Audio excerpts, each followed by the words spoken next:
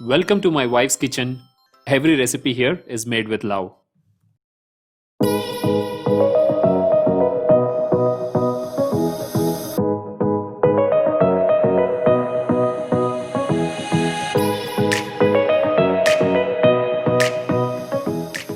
இன்றைக்கி மைதா யூஸ் பண்ணாமல் வீட்லேயே எப்படி ஒயிட் ப்ரெட்டு ரொம்ப சாஃப்டாக சூப்பராக செய்யுதுன்னு பார்க்கலாம். இதுக்கு ரெண்டு மெயின் இன்க்ரீடியன்ட்ஸ் மட்டும் இருந்தால் போதுங்க. இந்த ப்ரெட்டு வந்து நம்ம வீட்லேயே செஞ்சிடலாம். எப்படி செய்கிறது அப்படின்னு சொல்லி பார்க்கலாம். இந்த ப்ரெட்டு பண்ணுறதுக்கு 2 கப் அளவுக்கு நான் ரவை எடுத்திருக்கேன். 2 கப்புங்கிறது 500 கிராம். இது வந்து நான் எடுத்திருக்க ரவை வந்து நல்ல நைஸான ரவை. உங்கள்கிட்ட நார்மல் ரவை இருந்ததுன்னா மிக்சியில் போட்டு ஒரு தடவை நல்லா அரைச்சிட்டு எடுத்துக்கோங்க. இது கூட 1.25 டீஸ்பூன் அளவுக்கு இன்ஸ்டன்ட் ஈஸ்ட்டு, 1 டேபிள் ஸ்பூன் அளவுக்கு ப்ரௌன் சுகர், 1 டீஸ்பூன் அளவுக்கு சால்ட்டு, இது எல்லாத்தையும் போட்டு நல்லா மிக்ஸ் பண்ணி விட்டுடுங்க. இதில் வந்து சுகர் ஆப்ஷனல், நீங்கள் சேர்த்துறதுனா சேர்த்துலாம், இல்லைன்னா ஸ்கிப் பண்ணிக்கலாம். எல்லாத்தையும் நல்லா ஒரு தடவை மிக்ஸ் பண்ணதுக்கப்புறம் வெதுவெதுப்பான தண்ணியை கொஞ்சம் கொஞ்சமாக ஆட் பண்ணி இந்த ரவையை வந்து நல்லா பிசைஞ்சு எடுத்துக்கலாங்க. ஸ்டார்டிங்கில் நீங்கள் பிசையும் போது உதிரியாக இருக்க மாதிரி தான் இருக்கும் ரவை. பட் நீங்கள் தண்ணி ஊற்றி பிசைய அது எல்லாமே நல்லா ஒன்றா சேர்ந்து உங்களுக்கு சப்பாத்தி மாவு மாதிரி நல்லா திரண்டு வந்துடும். ஸோ அந்த மாதிரி நல்லா அழுத்தி பிசைஞ்சு எடுத்துக்கோங்க. பாருங்கள், நம்மளோட மாவு வந்து நல்லா திரண்டு வந்துடுச்சு, சப்பாத்தி மாவு பதத்துக்கு வந்துடுச்சு. இதை வந்து ஒரு 5 நிமிஷம் நல்லா கவர் பண்ணி வச்சுடுங்க. 5 நிமிஷத்துக்கு அப்புறம் இந்த மாவை எடுத்து நம்ம நல்லா அழுத்தி பிசைஞ்சு விடலாம்.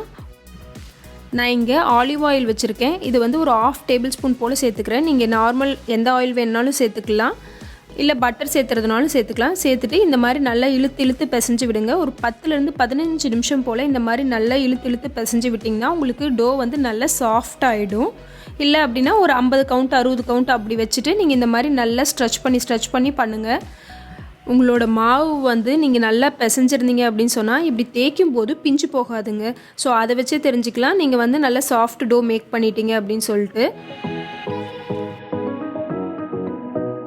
மாவு நல்லா பிசைஞ்சதுக்கப்புறமா ஒரு 1/2 டீஸ்பூன்லேருந்து 1 டீஸ்பூன் அளவுக்கு ஆயில் மேலே ஃபுல்லாக அப்ளை பண்ணி நம்ம ஒரு பவுலில் போட்டு வச்சிடலாம். போடுற பவுல்லையும் வந்து கொஞ்சம் லைட்டாக ஆயில் அப்ளை பண்ணிவிட்டு அதுக்கப்புறமா இந்த மாவு வந்து நம்ம வச்சிடலாம். பாருங்கள், நல்ல சாஃப்ட் டோ நம்ம மேக் பண்ணியிருக்கோம். இதை இப்படியே வச்சு ஒரு வார்ம் பிளேஸில் வச்சுருங்க. ஒரு 45 நிமிஷம் போல் இப்படியே வச்சிடலாம். இல்லை அப்படின்னா டபுள் த வால்யூம் ஆகிற வரையிலும் அப்படியே வச்சுடுங்க.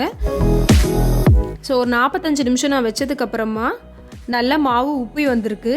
இதுக்குள்ளே இருக்க ஏர் பபிள்ஸ் ஃபுல்லாக ரிலீஸ் பண்ணிவிட்டு நம்ம திரும்ப ரோல் பண்ணி எடுத்துக்கலாம்.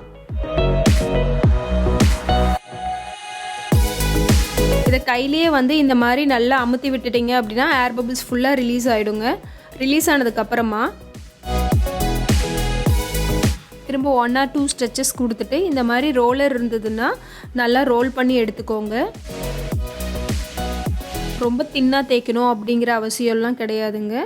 ஜஸ்ட் லைட்டாக தேய்ச்சிங்கன்னா போதும். தேய்ச்சிட்டு இந்த மாதிரி நம்ம நல்லா ரோல் பண்ணி எடுத்துக்கலாம். இங்கே அடியில் நம்ம ரோல் பண்ணோம் இல்லைங்களா, அது எல்லாத்தையும் நல்லா வந்து சீல் பண்ணிவிடுங்க.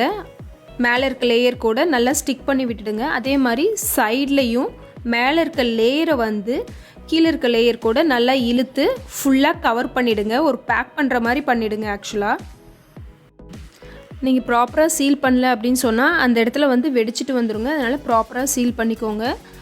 சீல் பண்ணதுக்கப்புறமா நான் ப்ரெட் பேனில் வைக்கிறேன். இதை வந்து செகண்ட் ப்ரூஃப்க்கு வைக்க போகிறோம். ஒரு 15 நிமிஷம் போல் வைக்கிறேன் நான். இல்லை அப்படின்னா டபுள் த சைஸ் ஆகிற வரையிலும் வச்சுக்கோங்க. டபுள் த சைஸ் ஆனதுக்கப்புறமா அது மேலே ஆயில் இல்லைன்னா பட்டர் லைட்டாக அப்ளை பண்ணிக்கோங்க. இதை வந்து ஓவனில் 400 டிகிரி ஃபேரன்ஹீட்டில் 20லேருந்து 25 நிமிஷம் போல் பேக் பண்ணி எடுத்திங்கன்னா இந்த மாதிரி அழகாக நம்மளோட ரவா ப்ரெட் ரெடி ஆகிடும். இதை வந்து கவர் பண்ணி வைங்க ஒரு 5 நிமிஷம் போல். அப்போ மேலே லேயர் வந்து நமக்கு நல்லா சாஃப்ட் ஆகிடும். 5 நிமிஷத்துக்கு அப்புறம் எடுத்து கொஞ்சம் நேரம் ஆற விட்டுட்டு அதுக்கப்புறமா வந்து கட் பண்ணிவிடுங்க. பேன்லேயே விட்டிங்கன்னா அடியில் வந்து சூடாக இருக்கனால அதிலிருந்து ஸ்டீம் வெளியில் வரும் இல்லைங்களா, அது அப்படியே அடியில் தங்கி ஈரமாயிடும். இந்த ப்ரெட்டு வந்து காஃபி டீ கூட இல்லை டோஸ்ட் பண்ணுறதுக்கு ஜாம் வச்சு சாப்பிட்றதுக்கெலாம் ரொம்ப சூப்பராக இருக்குங்க. இப்போ பாருங்கள் நம்ம ப்ரெட்டு கட் பண்ணி பார்க்கும்போது எவ்வளோ நல்லா சாஃப்டாக இருக்குது. கண்டிப்பாக இந்த ரெசிபி உங்களுக்கு பிடிக்கும்னு நினைக்கிறேன். இதில் நீங்கள் இன்ஸ்டன்ட் ஈஸ்ட்டுக்கு பதிலாக ட்ரை ஈஸ்ட் யூஸ் பண்ணிங்கன்னா உங்களோட ப்ரூஃபிங் டைமில் கொஞ்சம் வேரி ஆகுங்க. மற்றபடிக்கு ப்ரெட்டு இதே மாதிரியே நல்லா சாஃப்டாக வரும். கண்டிப்பாக இந்த ரெசிபி உங்களுக்கு பிடிச்சிருந்ததுன்னா மறக்காமல் எங்கள் சேனலுக்கு சப்ஸ்கிரைப் பண்ணுங்கள்.